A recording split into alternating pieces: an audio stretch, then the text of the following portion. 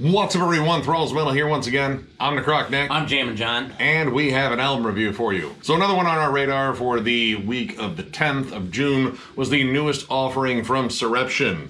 Jord, or Jord. I don't know exactly how to say that. Or Jord. I don't know. I don't know. He growled it. He says it at the end of the last song. He doesn't say it, he growls it. And right. well, it was hard to make out, but it's Jord. We are not Swedish. No, we are not. Anyway, again, this comes on the 10th of June on Unique Leader Records. This band formed in 2005 in Sweden, and this is their fourth album overall. And this is also their first album in 4 years. They put out Monument to the End on Sumerian Records in 2018, and then kind of just disappeared. I don't think the album was necessarily promoted very well. It really wasn't. But if I hadn't had Spotify, I don't think I would have known about it, to be honest. I bought it. Yep. But, I mean, I bought all of Soreption stuff because I really like this band. I also have all of their stuff because I also like this band. And to describe this band overall, it's tech death, but groove-laden tech death, genty breakdowns, but, like, more death metal feel, like Decapitated plus, like, Meshuggah. Except, well, I don't know, maybe more modern production. I don't know. Like, it's very groove-laden, it's brutal, it's heavy, and you will bang your head, and I think that's the overall goal for Soreption. Yeah, I mean, pretty much it was just non-stop of this and a lot of, like, neck thrusting. He's fine. It's a condition. This happens. That's what happens when you get the COVID shot. So don't tell him about the prehensile tail you grew. He likes to sign autographs with it.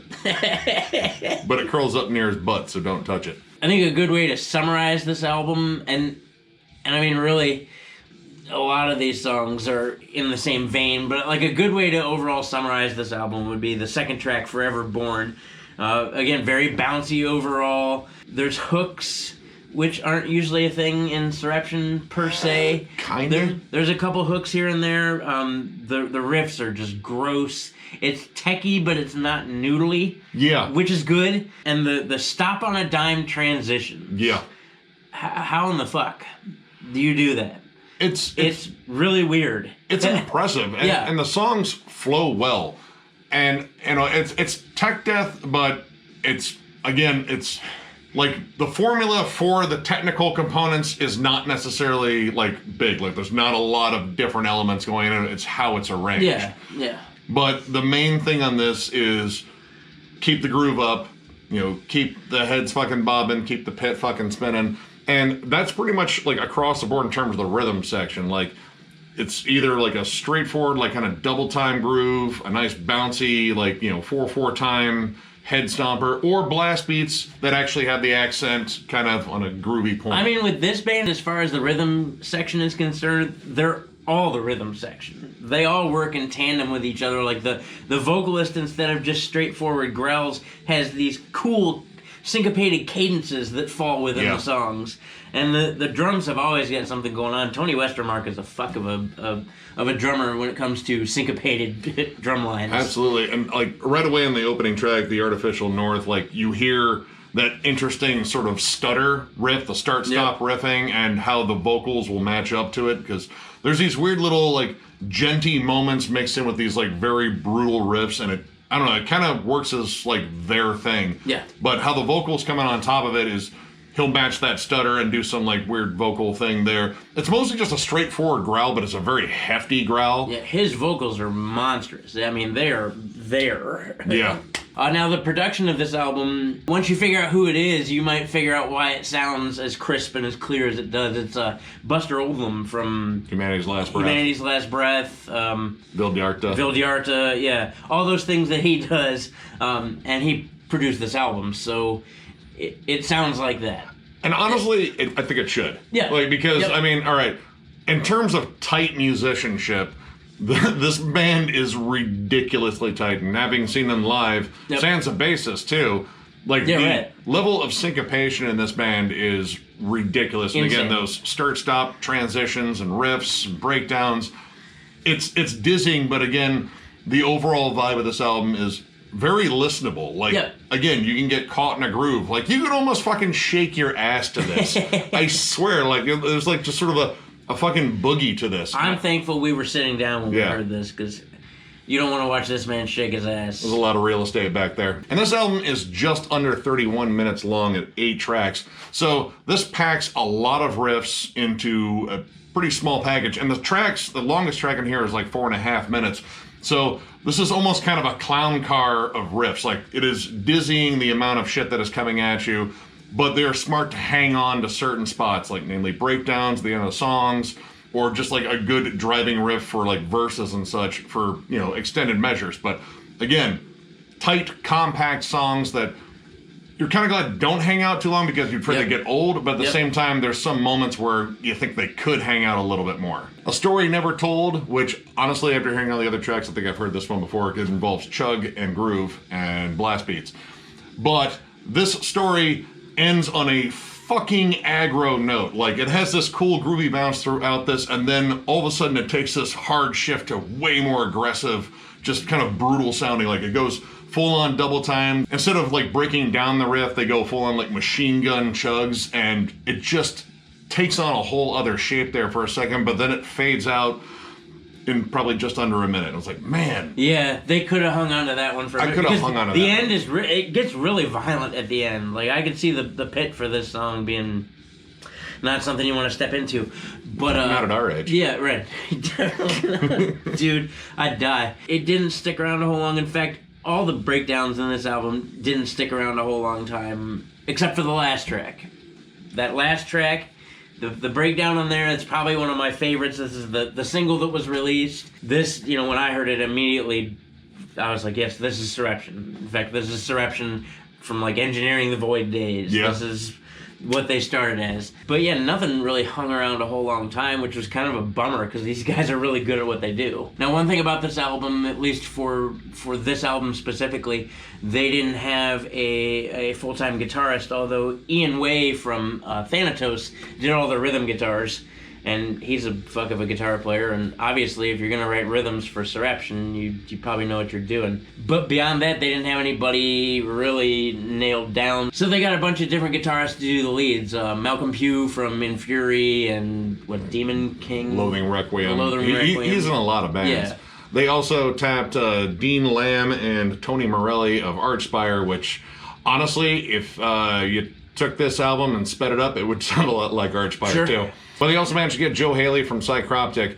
Now, the thing is, when we looked at archives, the only people we could peg in terms of where they were in the album were the dudes from Archspire. Yes. They were on the last track. Yes. And they fucking killed it on there. But the rest of it, I'm not entirely sure who's doing it. But it is kind of cool to hear a variety of different lead styles on there, because you can kind of tell it's different guitarists. Yeah, like the lead work in the Nether Realms Machinery.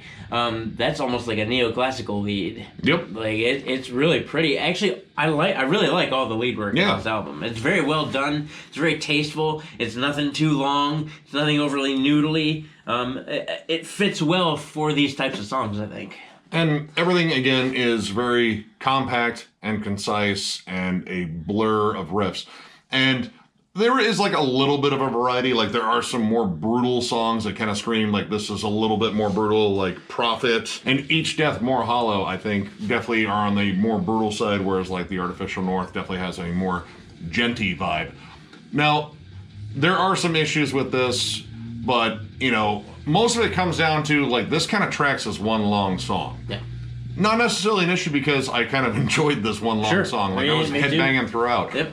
And honestly, that's something with tech death that doesn't happen as much. Like, tech death is generally, noodles first and kind of crazy arrangements, but sometimes they forget to groove. And groove is very important. It makes an album more listenable.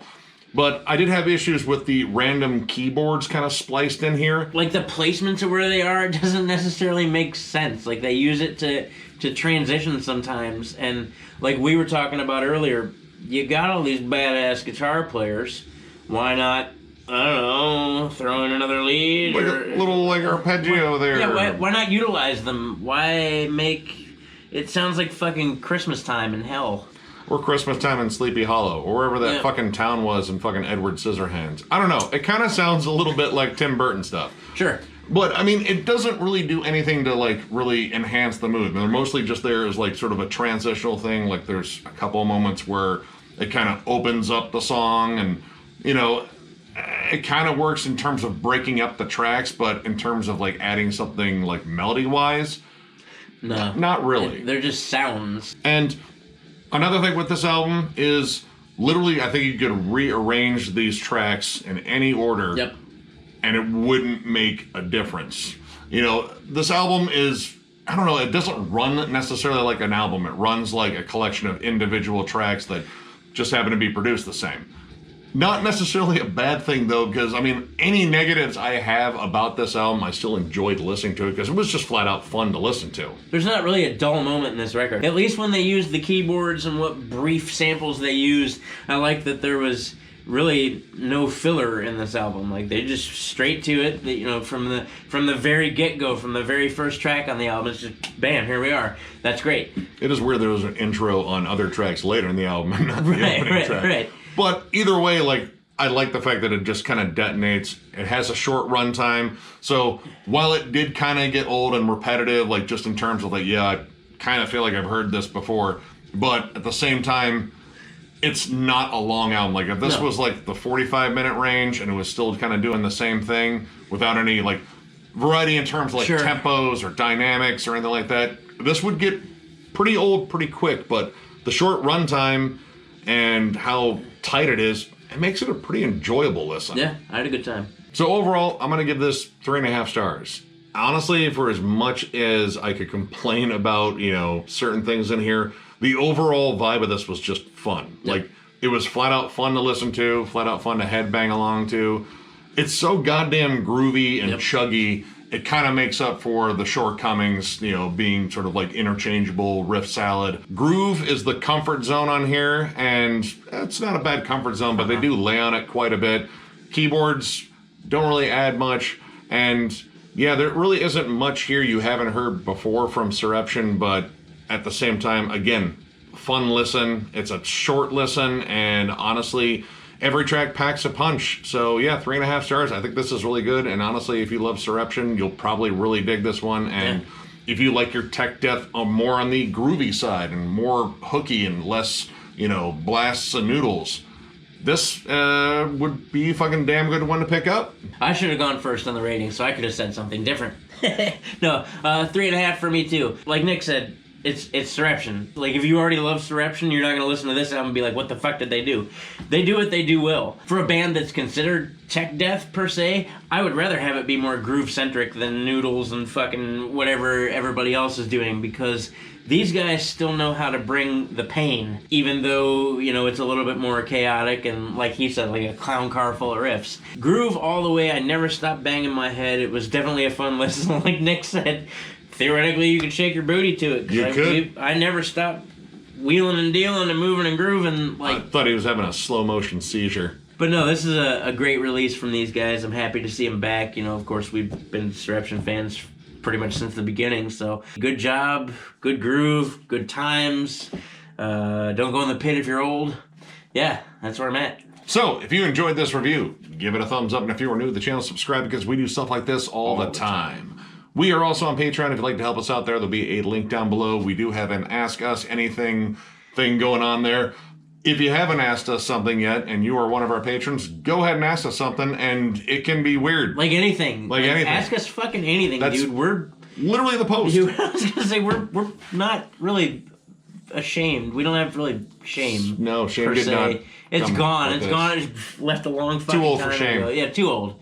So yeah, ask away. There's also a link down at the bottom if you would like one of our shirts. We still have some shirts left with our delightful Mark Riddick art, because holy shit. Yeah, but there's a link down below if you would like one of those shirts. And last but not least, there is one more link down at the bottom. We are very excited to be bringing about and promoting the Denver Death Fest. If you are in a band and would like to submit to play, you don't have a whole lot of time left. We're in a very short window. We stop accepting submissions on June 15th, 2022. So by the time this review comes out, you're going to have only a couple days left to do it. Once again, while I can't tell you exactly who's on the bill just yet, you'll find out very soon, and this is not going to be something you want to miss. This will be at the Roxy Theater in Denver, Colorado, as noted for the Denver Death Fest, September 30th, October 1st, and October 2nd. Get there, or be square. It is not the same. No. So, as always, thank you to everyone that has subscribed, followed, commented, everything. We love doing this. What a fucking blast. It's been a blast. And we look forward to fucking punishing you guys with more of our witty banter, with more reviews and such. Witty. Big quotation marks there. Witty. So with that, once again, I thank you again because this is the thank you part of the video. And we will catch you later.